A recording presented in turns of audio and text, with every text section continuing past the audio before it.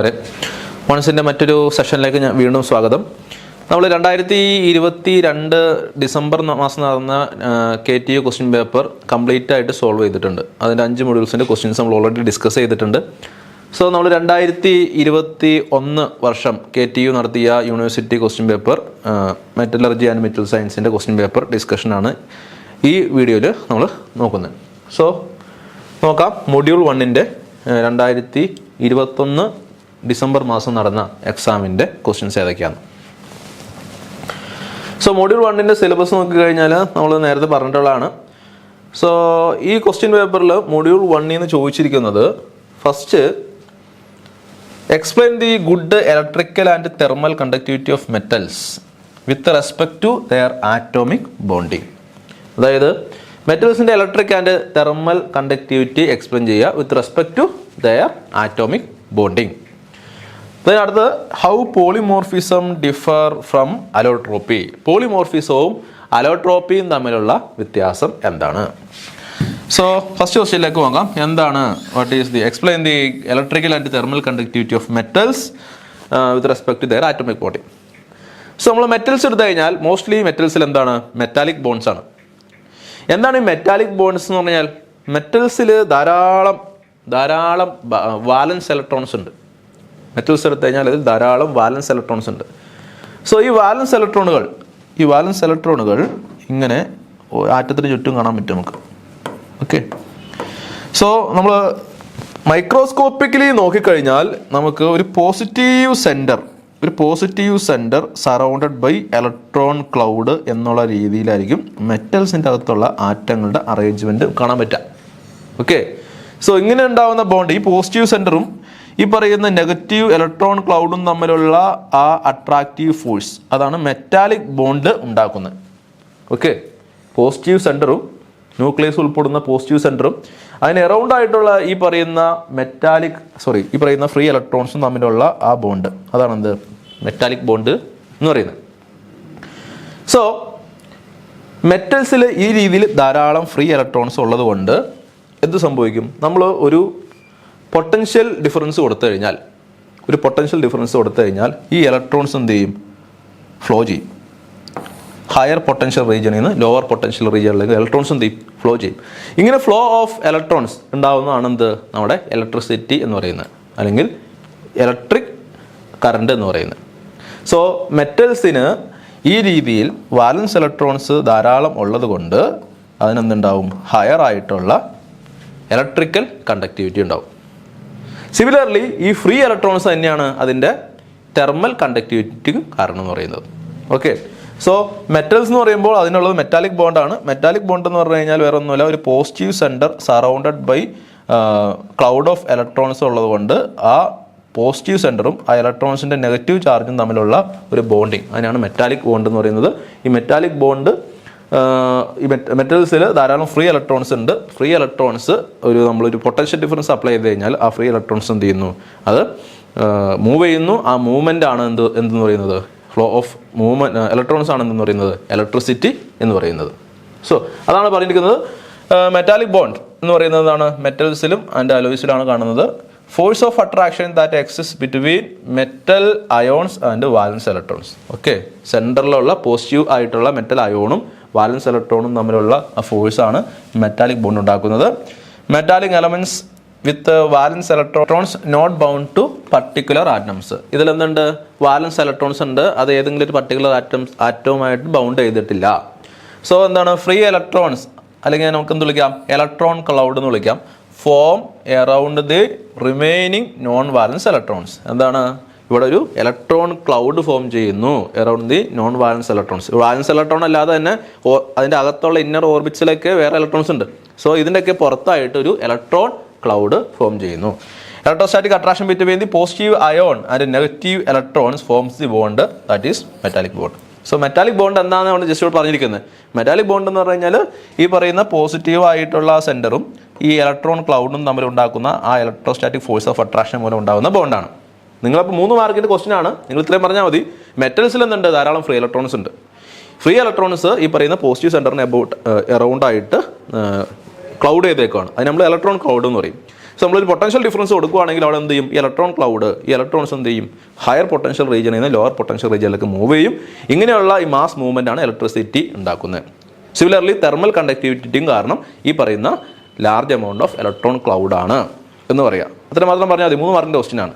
അതിനൊപ്പം തന്നെ ജസ്റ്റ് ഈ ഫിഗറും കൂടെ വരയ്ക്കുക, അതായത് പോസിറ്റീവ് സെൻറ്ററും ഈ പറയുന്ന ഇലക്ട്രോൺ ക്ലൗഡും ഉള്ള ഫിഗറും കൂടെ വരയ്ക്കുക.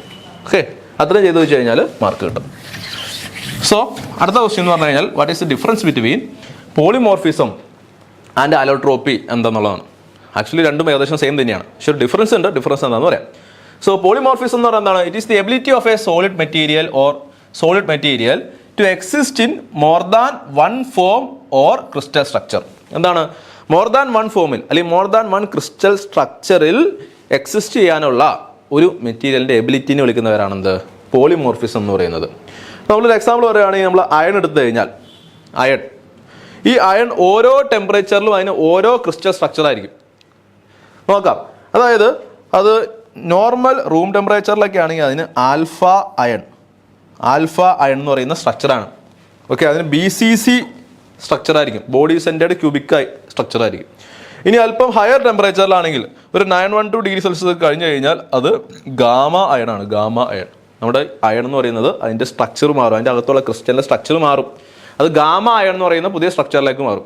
ഓക്കെ, അതിന് FCC ആണ് അതിൻ്റെ ക്യൂബിക് സ്ട്രക്ചർ എന്ന് പറയുന്നത്. ഫേസ് സെൻറ്റേഡ് ക്യൂബിക്സ് ആണ്, അതായത് അതിൻ്റെ ആറ്റംസ് ഒക്കെ അതിൻ്റെ ക്യൂബിക്കൽ സ്ട്രക്ചറിൻ്റെ അല്ലെങ്കിൽ ക്യൂബിക്കൽ യൂണിറ്റ് സെല്ലിൻ്റെ ഫേസിലായിരിക്കും ഇരിക്കുന്നത്. ആ രീതിയിലുള്ള സ്ട്രക്ചറായിട്ട് മാറും. ഇനി നമ്മൾ അല്പം കൂടി ഹീറ്റ് ചെയ്ത് കഴിഞ്ഞാൽ 1394 ഡിഗ്രി സെൽഷ്യസ് എത്തി കഴിഞ്ഞാൽ അയണിൻ്റെ structure, crystal structure delta iron എന്ന ഫോമിലേക്ക് മാറും. സോ ഇരുമ്പ് അഥവാ അയൺ ഓരോ ടെമ്പറേച്ചറിലും ഓരോ സ്ട്രക്ചർ കാണിക്കുന്നുണ്ട്. സോ ഇരുമ്പ് എന്ത് കാണിക്കുന്നുണ്ട്? പോളിമോർഫിസം കാണിക്കുന്നുണ്ട്. സോ പോളിമോർഫിസം എന്ന് പറയുന്നത് എന്താണ്? ഡിഫറൻറ്റ് ക്രിസ്റ്റൽ സ്ട്രക്ചർ ഫോം ചെയ്യാനുള്ള ഒരു മെറ്റീരിയലിൻ്റെ എബിലിറ്റി നമ്മൾ വിളിക്കുന്ന പേരാണെന്ത്? പോളിമോർഫിസം. ഓക്കെ ആണല്ലോ, കുഴപ്പമില്ലല്ലോ. ഇനി അലോട്രോപ്പി എന്ന് പറഞ്ഞാൽ സെയിം തന്നെയാണ്. ഒരു എക്സാമ്പിൾ പറയുകയാണെങ്കിൽ ഈ കാർബണിൻ്റെ അലോട്രോപ്സ് ആണ് ഡയമണ്ട്, ഗ്രാഫൈറ്റ് എന്നൊക്കെ പറയുന്നത്.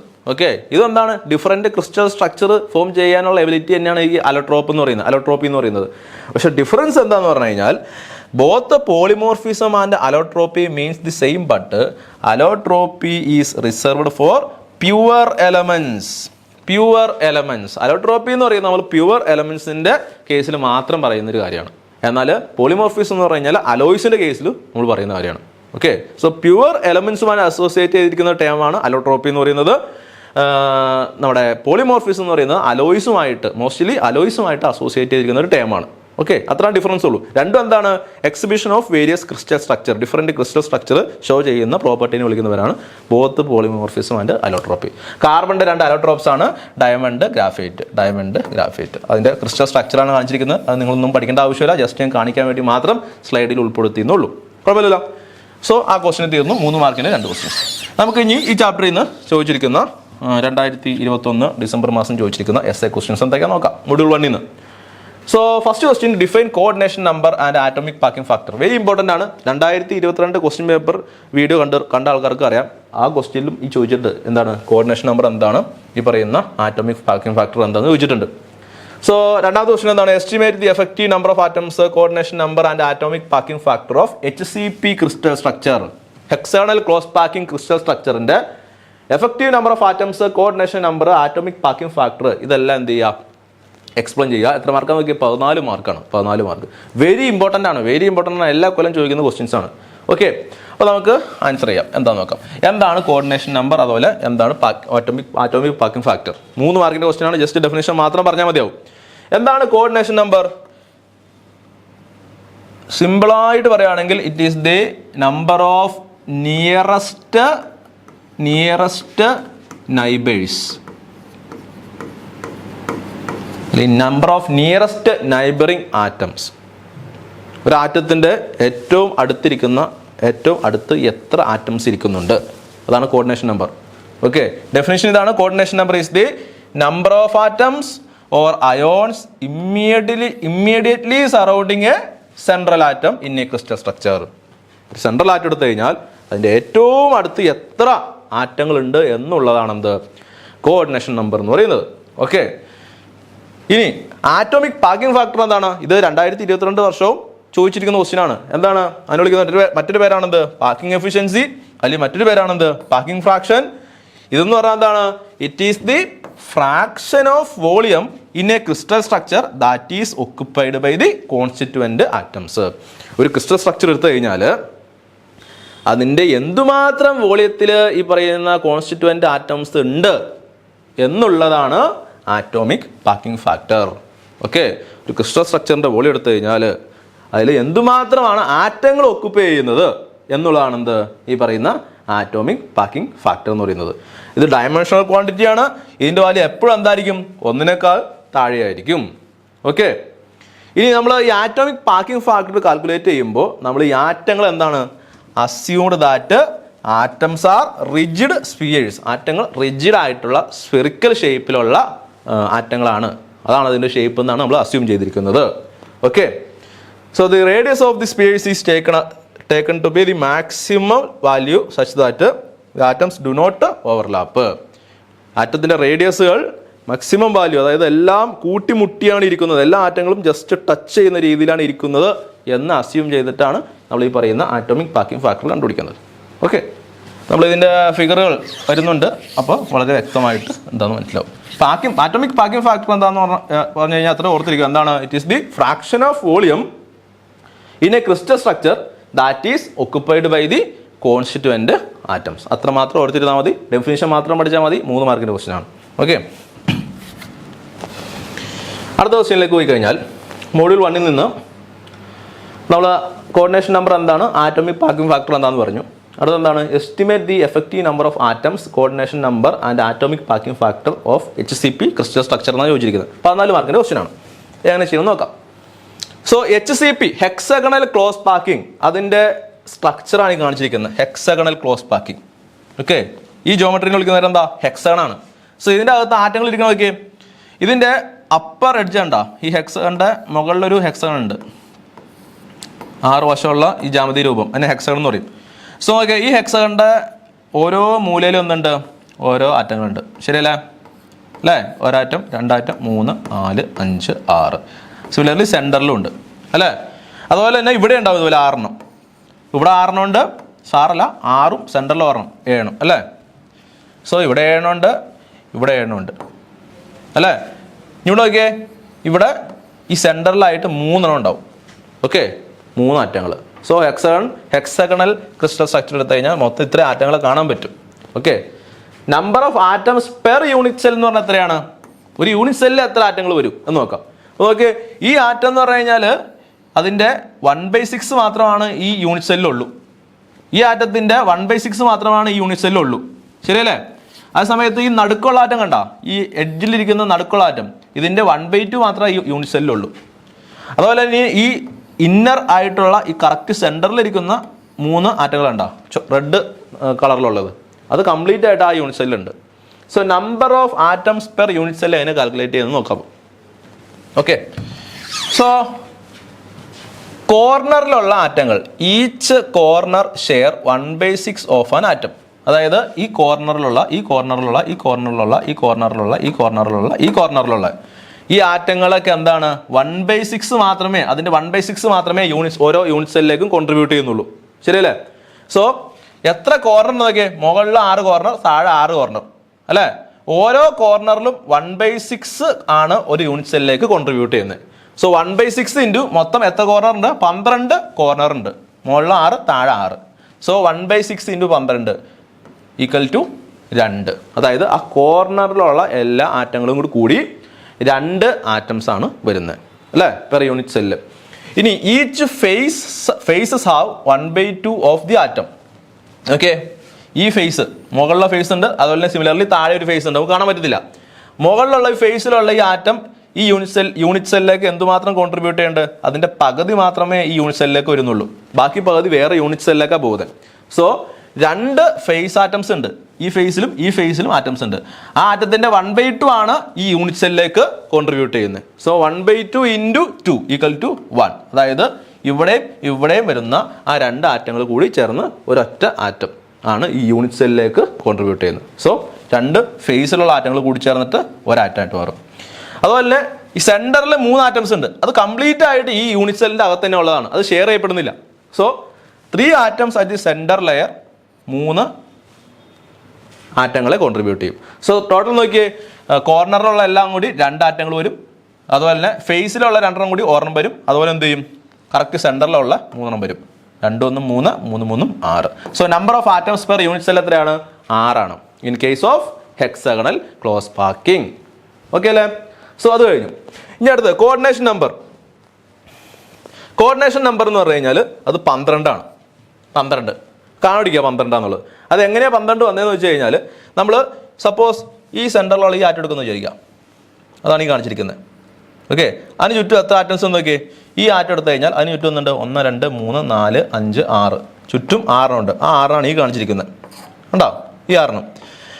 അപ്പോൾ ഈ ആറ്റം എടുത്തു കഴിഞ്ഞാൽ ഇതിൻ്റെ മുകളിലുള്ള യൂണിറ്റ് സെല്ല് എടുത്തു കഴിഞ്ഞാൽ ആ മുകളിൽ എന്തുണ്ടാവും, ഈ കാണിച്ചിരിക്കുന്നത് പോലെ സിമിലർ ആയിട്ടുള്ള 3 ആറ്റംസ് ആ യൂണിറ്റ് സെല്ലിലും ഉണ്ടാവും.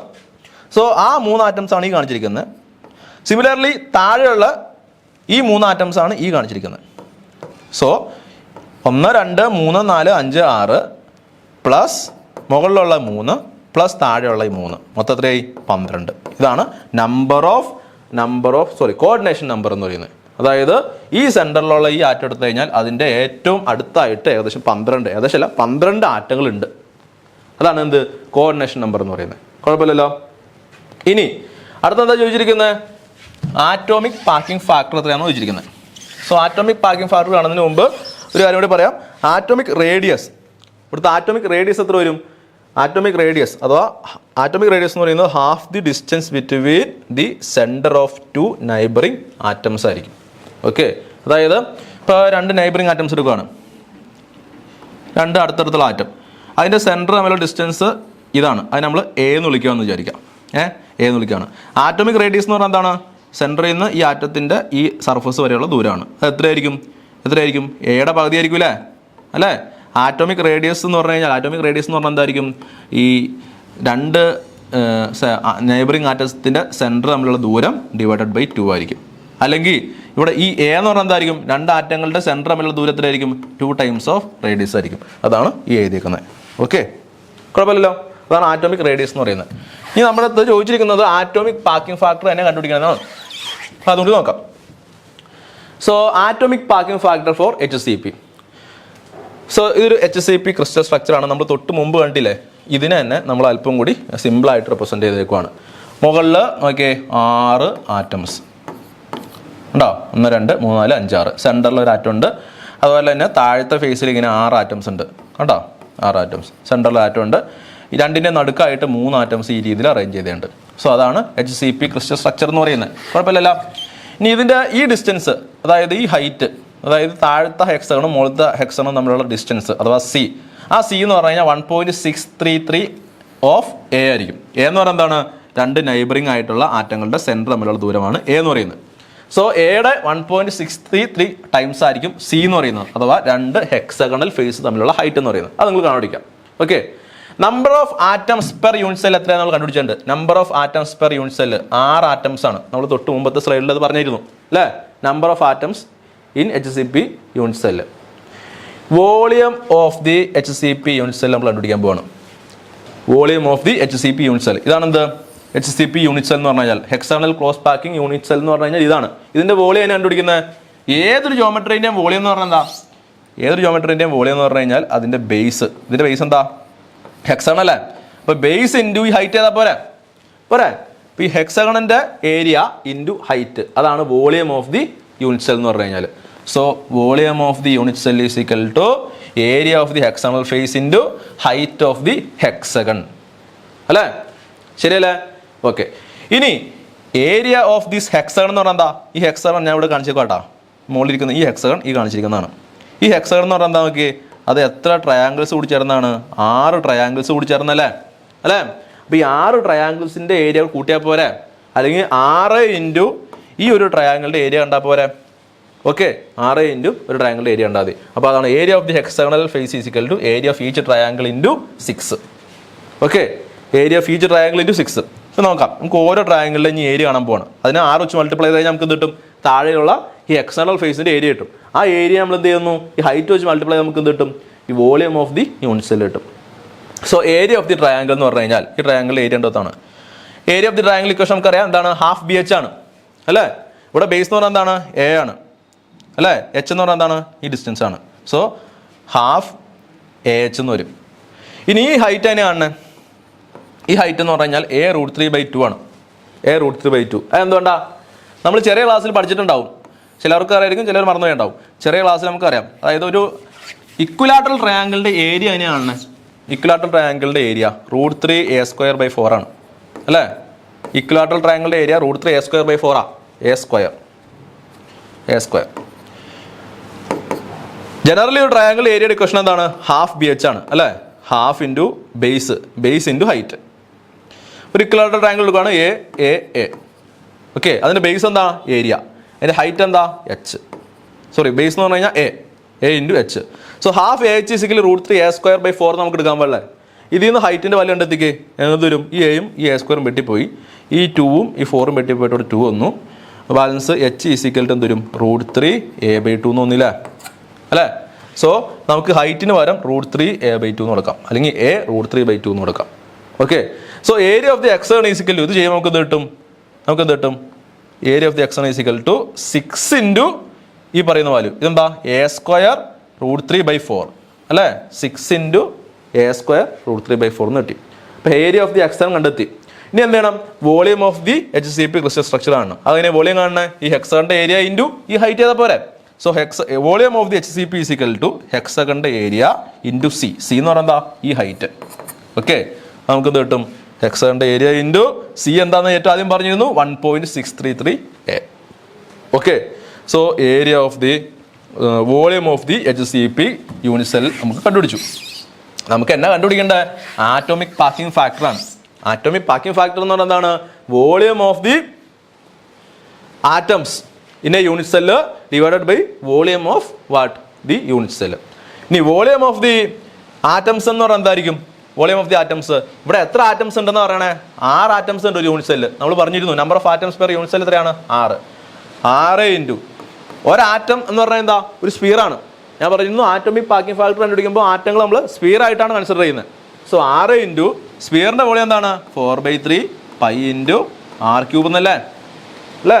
6 ഇൻറ്റു 4/3 π r³. ഇനി നമുക്കറിയാം റേഡിയസ് എന്ന് പറഞ്ഞാൽ എന്താണ്? റേഡിയസ് എന്ന് പറഞ്ഞു കഴിഞ്ഞാൽ നമുക്ക് പറഞ്ഞിരുന്നു A = എന്താണ്? 2r ആണ്. r എന്ന് പറഞ്ഞാൽ എന്താണ്? a/2 ആണ് അല്ലേ? സോ ആറിൻ്റെ സ്ഥാനത്ത് നമുക്ക് a/2 സബ്സ്റ്റിറ്റ്യൂട്ട് ചെയ്യാം. അപ്പോൾ 6 into 4/3 into π into r/2 a/2 whole³ എന്ന് കൊടുക്കാം. ഇതാണ് എന്ത്? ഈ volume of the atoms in the unit cell എന്ന് പറയുന്നത്. സോ ആറ്റോമിക് പാക്കിംഗ് ഫാക്ടർ എന്ന് പറഞ്ഞു കഴിഞ്ഞാൽ volume of atoms in the unit cell divided by volume of the unit cell. അതാണ് നമ്മൾ തൊട്ട് മുമ്പ് കണ്ടെത്തിയ ഈ സാധനം അല്ലേ? ഇത് ചെയ്ത് കഴിയുമ്പോൾ നമുക്ക് എന്ത് കിട്ടും? ആറ്റോമിക് പാക്കിംഗ് ഫാക്ടർ കിട്ടും. ഇവിടെ നോക്കിയേ, ഇവിടെ നമുക്ക് ഈ ആറിനെ റീപ്ലേസ് ചെയ്തിട്ട് നമുക്ക് എന്ത് ചെയ്യാൻ പറ്റും? a/2 എന്ന് കൊടുക്കാൻ പറ്റും. സോ അവിടെ നമുക്ക് അറിയാൻ പാടാത്ത വാല്യൂ എന്താണ്? വേറെ ഒന്നുമില്ല, എയും വെട്ടിപ്പോക്കോളും. ബാലൻസ് എല്ലാം ന്യൂമറിക്കൽ ഡിജിറ്റ് ആണ്. ചെയ്ത് കഴിയുമ്പോൾ നമുക്ക് atomic packing factor of external cross packing = 0.74.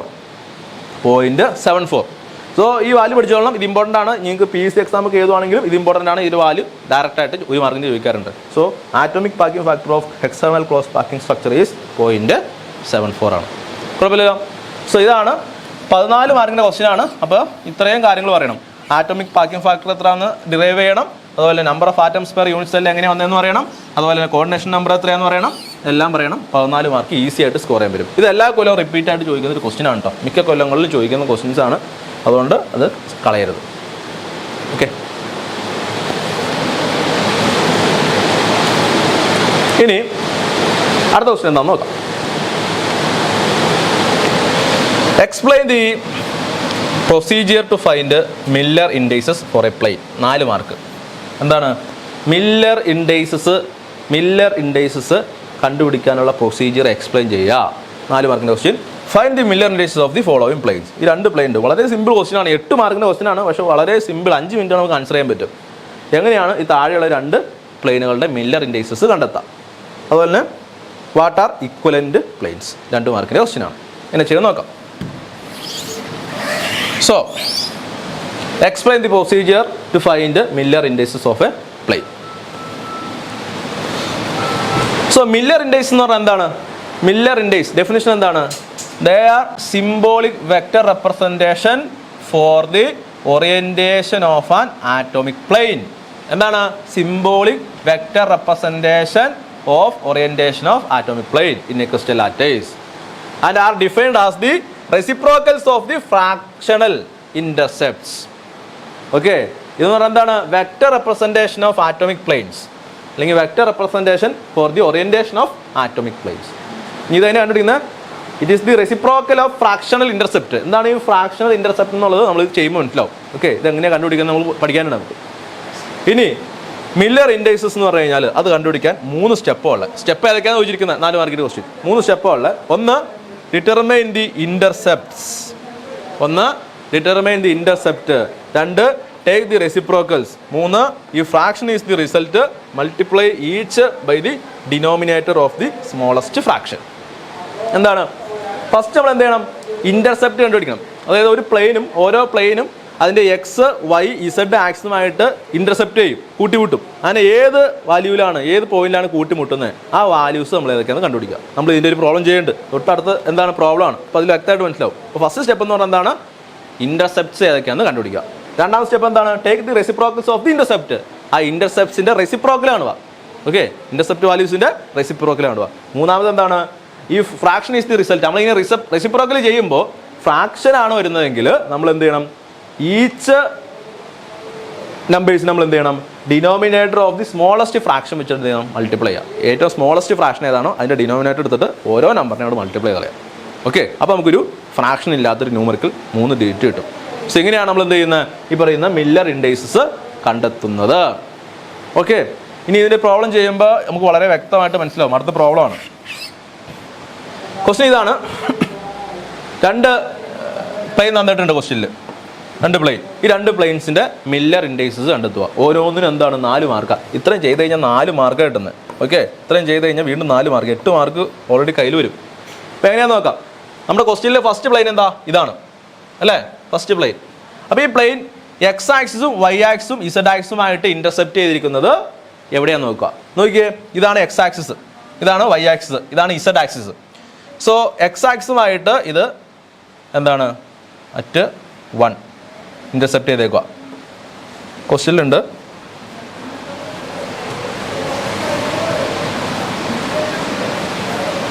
X ആക്സുമായിട്ട് intercept ചെയ്തത് 1-ലാണ് അല്ലേ. ദെൻ വൈ ആക്സുമായിട്ട് ഇന്റർസെപ്റ്റ് ചെയ്യുന്നത് നോക്കിയേ, വൈ ആക്സിസ് ആണ്. വൈ ആക്സുമായിട്ട് ഒരു വൈ ഇന്റർസെപ്റ്റ് 1-ആണ്. ഓക്കെ, ഇസഡ് ആക്സുമായിട്ട് എന്തില്ല? ഇന്റർസെപ്റ്റ് ചെയ്തിട്ടില്ല. സോ അങ്ങനെയുള്ളൊരു പ്ലെയിൻ ആണ് അതല്ലേ, ശരിയല്ലേ? നോക്കിയേ, എക്സ് ആക്സുമായിട്ട് 1-ൽ ഇന്റർസെപ്റ്റ് ചെയ്തിട്ടുണ്ട്, വൈ ആക്സുമായിട്ട് 1-ൽ ഇന്റർസെപ്റ്റ് ചെയ്തിട്ടുണ്ട്, ഇസഡ് ആക്സുമായിട്ട് ഇന്റർസെപ്റ്റ് ചെയ്തിട്ടേ ഇല്ല. സോ അതിന്റെ ഇന്റർസെപ്റ്റ്സ് എന്ന് പറഞ്ഞാൽ എന്തൊക്കെയാന്ന് നോക്കിയേ. ഇന്റർസെപ്റ്റ് എന്ന് പറഞ്ഞു കഴിഞ്ഞാൽ 1, 1, ഇൻഫിനിറ്റി. എക്സ് ആക്സിൽ 1, വൈ ആക്സിൽ 1, ഇസഡ് ആക്സിൽ ഇന്റർസെപ്റ്റ് ചെയ്തിട്ടില്ല, അതുകൊണ്ട് ഇൻഫിനിറ്റി നിർത്തും. രണ്ടാമത്തെ സ്റ്റെപ്പ് എന്താ? റെസിപ്രോക്കൽ എടുക്കുക എന്നുള്ളതാണ്. റെസിപ്രോക്കൽ എടുക്കുമ്പോൾ എന്ത് വരും? ഇതിന്റെ റെസിപ്രോക്കൽ എടുത്തു കഴിഞ്ഞാൽ 1-ന്റെ റെസിപ്രോക്കൽ എന്താ? 1/1, 1/1, 1 ഇൻഫിനിറ്റി. റെസിപ്രോക്കൽ എടുത്തു. ഇനി റെസിപ്രോക്കൽ എടുത്തു കഴിഞ്ഞാൽ നമുക്ക് എന്താ വരുന്നത്? 1/1 എത്രയാ? 1 തന്നെ. 1/1 എത്രയാ? 1. 1 ഇൻഫിനിറ്റി എത്രയാ? 0 ആണ്. ഇനി ഇതിനെ റെഡ്യൂസ് ചെയ്യുക. ഇവരെ റെഡ്യൂസ് ചെയ്യേണ്ട ആവശ്യമില്ല, കാരണം ഫ്രാക്ഷൻ ഒന്നും വന്നിട്ടില്ല. ഫ്രാക്ഷനൊക്കെ വന്നാലും റെഡ്യൂസ് ചെയ്യേണ്ട ആവശ്യമുള്ളൂ. റെഡ്യൂസ് ചെയ്യുമ്പോൾ 1, 1, 0 എന്ന് വരും. സോ ഈ പ്ലെയിൻ്റെ മില്ലർ ഇൻഡെക്സ് എന്ന് പറഞ്ഞാൽ എന്താണ്? 1, 1, 1 ആണ്. ഓക്കെ, 1, 1, 1, സോറി 1, 1, 0 ആണ്. കുഴപ്പമില്ല. ഇത്രയും ചെയ്ത് കഴിഞ്ഞാൽ 4 മാർക്ക് കിട്ടും. സിമിലർലി ഈ പ്ലെയിൻ എടുത്തു. ഈ പ്ലെയിൻ്റെ മില്ലർ ഇൻഡെക്സ് എന്താണെന്ന് ചോദിച്ചാണ്. ഓക്കെ, ആ പ്ലെയിൻ്റെ മില്ലർ ഇൻഡെക്സ് എങ്ങനെയാണെന്ന് നോക്കാം. അപ്പോൾ ഇതിൻ്റെ ഈ പ്ലെയിന്, ഇതാണ് ഈ പ്ലെയിൻ അല്ലേ. ഈ പ്ലെയിൻ എന്ന് പറയുന്നത് എവിടെയാണ് എക്സ് ആക്സിനെയും വൈ ആക്സിനെയും ഇസഡ് ആക്സിനെയും കൂട്ടിമുട്ടുകയാണെന്ന് നോക്കിയേ. ഇതാണ് എക്സ് ആക്സിസ് എന്ന് പറയുന്നത്. ഓക്കെ, ഇതാണ് 1 എന്ന് പറയുന്നത്. അപ്പോൾ അതിൻ്റെ പകുതിയിൽ വെച്ചാണ് ഇന്റർസെപ്റ്റ് ചെയ്തതാണ്. അതുകൊണ്ട് ഇതിൻ്റെ എക്സ് ഇന്റർസെപ്റ്റ് എന്ന് പറഞ്ഞാൽ 1/2 ആണ്. ഓക്കെ, ഇത് വൈ ആക്സിന് ഇന്റർസെപ്റ്റ് ചെയ്തേണ്ടോ? ഇല്ല. ഈ പ്ലെയിൻ എന്ന് പറയുന്നത് വൈ ആക്സിന് പാരലാ. സോ അവിടെ ഇന്റർസെപ്ഷൻ ഇല്ല അല്ലേ, അല്ലെങ്കിൽ ഇന്റർസെപ്റ്റ് ചെയ്തിരിക്കുന്നത് ഇൻഫിനിറ്റിയിലാന്ന് പറയാം. അതുപോലെ ഇസഡ് ആക്സിന് ഇന്റർസെപ്റ്റ് ചെയ്തേണ്ടോ? ഇല്ല. പ്ലെയിൻ ഇസഡ് ആക്സിന് പാരലാണ്. സോ ഇന്റർസെപ്റ്റ് ചെയ്തിരിക്കുന്നത് എവിടെയാണ്? ഇൻഫിനിറ്റിയിലാണ്. സോ ഇതിന്റെ ഇന്റർസെപ്റ്റ്സ് എന്ന് പറയുന്നത് ഏതൊക്കെയാണ്? 1/2, ഇൻഫിനിറ്റി, ഇൻഫിനിറ്റി എന്ന് വരും. 1/2, ഇൻഫിനിറ്റി, ഇൻഫിനിറ്റി. ഇനി ഇതിന്റെ റെസിപ്രോക്കൽ ചെയ്യാം. 1/2ന്റെ റെസിപ്രോക്കൽ എന്ത് വരും? 2 വരും അല്ലേ. ഇൻഫിനിറ്റിയുടെ റെസിപ്രോക്കൽ എന്താ? 1/ഇൻഫിനിറ്റി എന്താ? 0. ദെൻ ഇവിടെ എന്ത് വരും? 0 എന്ന് വരും. ഓക്കെ, 0. ഇനി ഇതിനെ റെഡ്യൂസ് ചെയ്യേണ്ട ആവശ്യമുണ്ട്? ഇല്ല. കാരണം എന്താണ്? ഇവിടെ ഫ്രാക്ഷൻ ഒന്നും വന്നിട്ടില്ല. സോ 2, 0, 0 എന്ന് വരും. സോ ഇതിന്റെ മില്ലർ ഇൻഡെക്സ് എന്താണ്? 2, 0, 0. 2 0 0. നമ്മൾ കോമയൊന്നും ഇടരുത്, കോമ ഇട്ട് കഴിഞ്ഞാൽ വേറെ മീനിങ് വരും അതിന്. 2 0 0 എന്ന് വരും. ഇനി വേണമെങ്കിൽ നിങ്ങൾക്ക് ഇതിനെന്ത് ചെയ്യാം, ഒരു കോമൺ ഫാക്ടർ വെച്ചിട്ട് ഇവിടെ നോക്കിയാൽ എല്ലാത്തിലും 2 കോമൺ ആണെന്ന് പറയാൻ പറ്റും അല്ലേ. 2 വെച്ച് മൾട്ടിപ്ലൈ ചെയ്യാം, ചെയ്തില്ലെങ്കിലും കുഴപ്പമൊന്നുമില്ല. 2 വെച്ച് ഡിവൈഡ് ചെയ്യാം, ചെയ്തില്ലെങ്കിലും കുഴപ്പമില്ല. ഡിവൈഡ് ചെയ്ത് കഴിഞ്ഞാൽ നമുക്ക് എന്ത് കിട്ടും, 2/2 1 കിട്ടും. 0/2 0, 0/2 0, 1 0 0. സോ 1 0 0 എന്ന് പറഞ്ഞാലും കുഴപ്പമില്ല, ഇനി 2 0 0 എന്ന് പറഞ്ഞാലും കുഴപ്പമൊന്നുമില്ല. സോ ഇങ്ങനെയാണ് ഈ പ്ലെയിൻ്റെ മില്ലർ ഇൻഡേഴ്സ് കാണുന്നത്. കുഴപ്പമില്ലല്ലോ. സോ 8 മാർക്കിൻ്റെ ക്വസ്റ്റൻ ആണ്. ജസ്റ്റ് ഫസ്റ്റ് എന്ത് ചെയ്യുക, ഇന്റർസെപ്റ്റ് ഏതൊക്കെയാണെന്ന് എഴുതുക, റെസിപ്രോക്കൽ എടുക്കുക, ഫ്രാക്ഷൻ വന്നു കഴിഞ്ഞാൽ റെഡ്യൂസ് ചെയ്യുക. ഇപ്പോൾ ഇവിടെ ഈ കേസിലൊന്നും ഫ്രാക്ഷൻ വന്നിട്ടില്ല, സിമ്പിൾ ആയിട്ടുള്ള 2 പ്ലെയിനാണ് വന്നിരിക്കുന്നത്, അതുകൊണ്ട് നമുക്ക് വലിയ കുഴപ്പമൊന്നുമില്ല. ചില സമയത്ത് ഫ്രാക്ഷൻ വരുന്ന പ്ലെയിനുകൾ തരും, അങ്ങനെയാണെങ്കിൽ നമുക്ക് എന്ത് ചെയ്യാൻ പറ്റും, നമുക്ക് എന്ത് ചെയ്യണം, റെഡ്യൂസ് ചെയ്തിട്ട് ഏറ്റവും സ്മോളസ്റ്റ് ഫ്രാക്ഷൻ്റെ ഡിനോമിനേറ്റർ വെച്ചിട്ട് ഓരോന്നിനെ മൾട്ടിപ്ലൈ ചെയ്യേണ്ട ആവശ്യം വരും. പക്ഷേ ഈ കേസിൽ അങ്ങനെ വന്നിട്ടില്ല, അതുകൊണ്ട് അത് ചെയ്യേണ്ട ആവശ്യമില്ല. സോ ഇത്രയാണ് നമുക്ക് ഈ ക്വസ്റ്റ്യൻ പേപ്പറിൽ ചോദിച്ചിരിക്കുന്ന ക്വസ്റ്റ്യൻസ് എന്ന് പറയുന്നത്. ഓക്കെ, സോ എല്ലാവർക്കും മനസ്സിലായി എന്ന് വിചാരിക്കുന്നു. നമുക്ക് മൊഡ്യൂൾ 2ൻ്റെ വീഡിയോയുമായിട്ട് അടുത്ത ദിവസം കാണാം. സോ അതുവരെ ഗുഡ് ബൈ, താങ്ക് യു.